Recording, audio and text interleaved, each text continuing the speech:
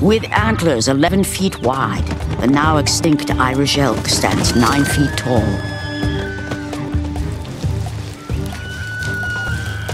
The hunters split into two groups to outflank their prey.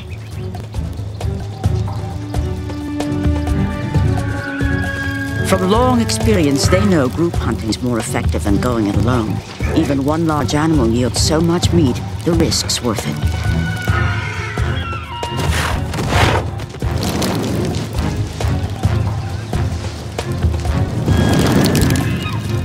Like animals, these hunters rely on all their instincts and senses, much more so than we do today. They use flanking tactics and expert stalking to drive animals through a narrow gorge and over a cliff. Organizations fight.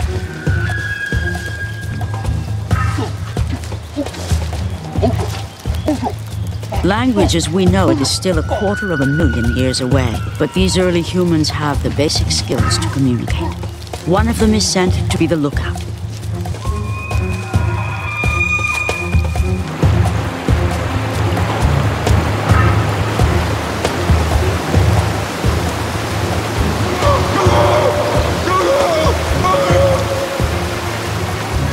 Others below wait with spears hardened by fire.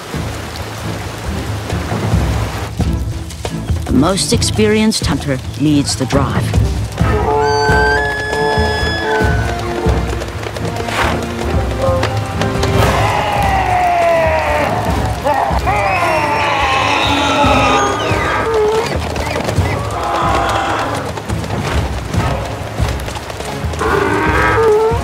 They've only a few minutes to get the elk over the cliff. For there's one thing about fire they haven't yet mastered: how to keep their torches alight in damp air.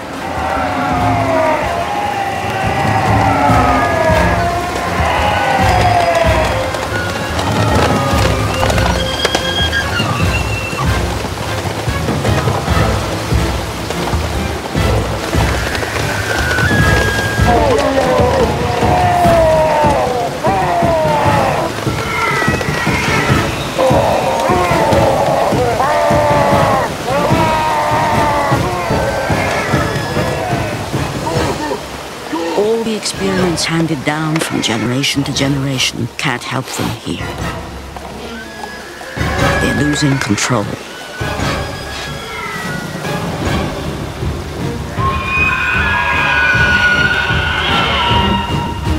The Megaloceros now have the advantage. Human evolution is chronicled in part by ever-increasing brain size. Our knowledge of Homo ergaster comes from the 1.6 million year old Nario Katame boy in Kenya. He was 11. A 10-year-old Homo erectus of 785,000 years ago from Spain had an even larger brain capacity. Face to face with a herd of aggressive Megaloceros, an early hunter without an effective weapon is defenseless.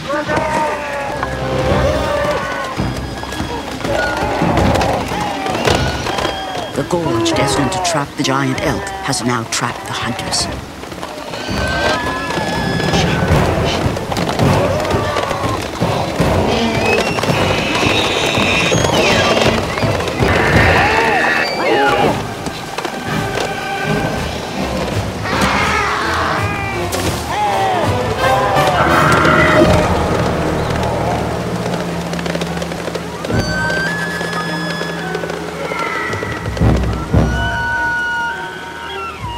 One of them is badly gored.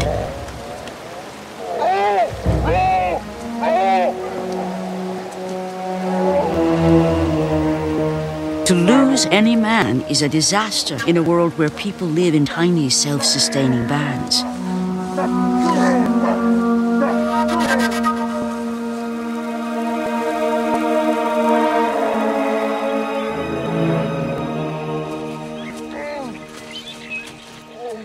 Death and serious injury were the high price Homo erectus paid for living with such great beasts. Losing just one hunter could mean the difference between hunger and survival. Today they've returned with 2 injured men and no Close-up and personal hunting was hazardous in the extreme.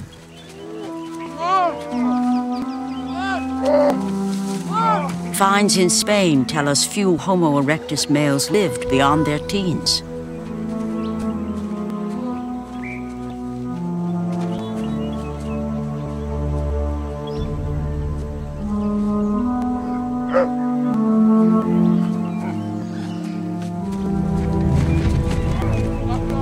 There's no evidence Homo erectus dug graves or held ceremonies for the dead.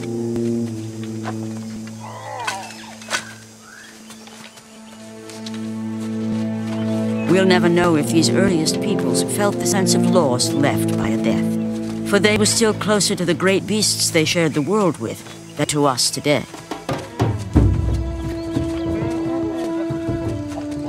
Fires failed them in the hunt.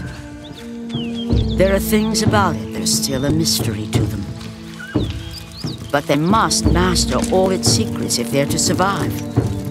Over thousands of years, Homo erectus wrestled with the same problem: how to keep flames alight in damp air.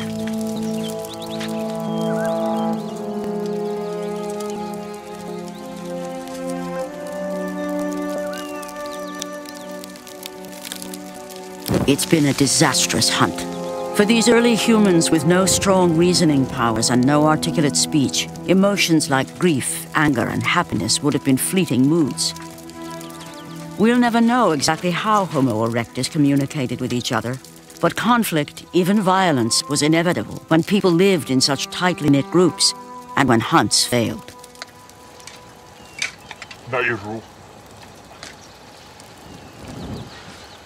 Though they're not yet us, they're growing ever more like us, and conflict is human.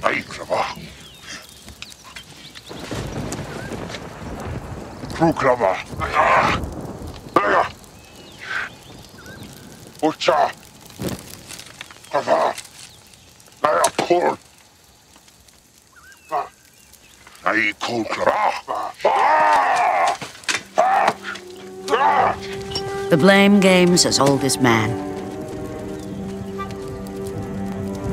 They can see all the potential of fire as a weapon, but making it a reliable one still eludes them.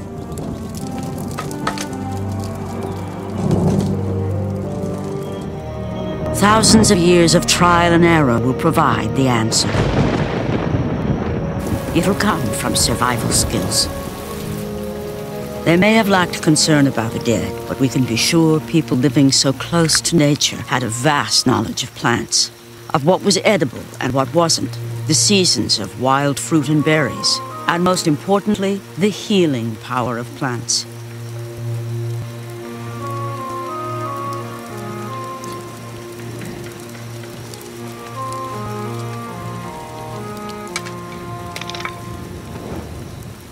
This gooey substance is pine resin.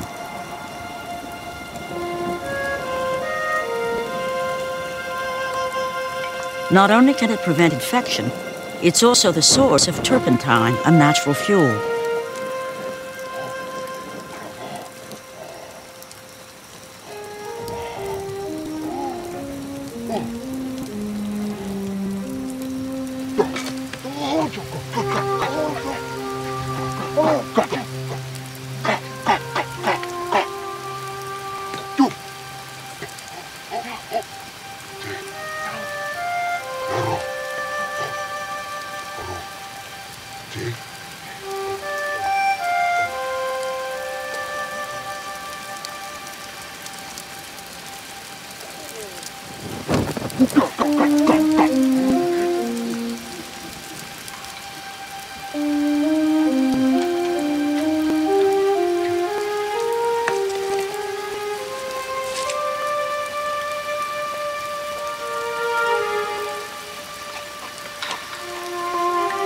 We'll never know what really unlocked the secret they were looking for. An accident of nature, a lightning strike, careful observation, or just trial and error. But these Homo erectus